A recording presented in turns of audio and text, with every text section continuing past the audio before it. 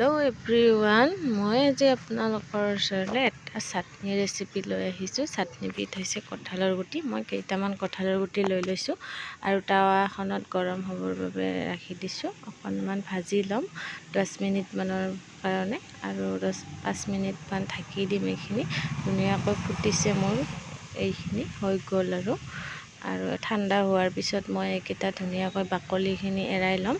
আৰু আমাক চাটনিবিধ বনাবৰ বাবে লাগিব অকণমান নেমু 2 চামুচমান আৰু কেঁচা জলকীয়া 4-5টামান সৰু সৰুকৈ কাটি লৈছোঁ আৰু এটা পিঁয়াজ।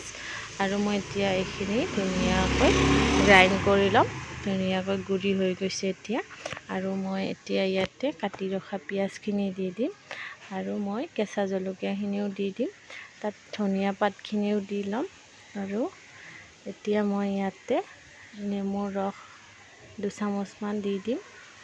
তাৰপিছত মই এতিয়া ইয়াতে মিঠাতেল 1 চামুচ আৰু নিমখ 1 চামুচ দিম।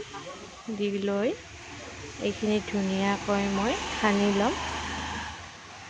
সানি লোৱাৰ পিছত চাটনিবিধ ৰেডি হৈ যাব। আৰু দেখিছে ইমান ধুনীয়া হৈছে। গৰম গৰম ভাতৰ লগত আপুনি পৰিৱেশন কৰিব।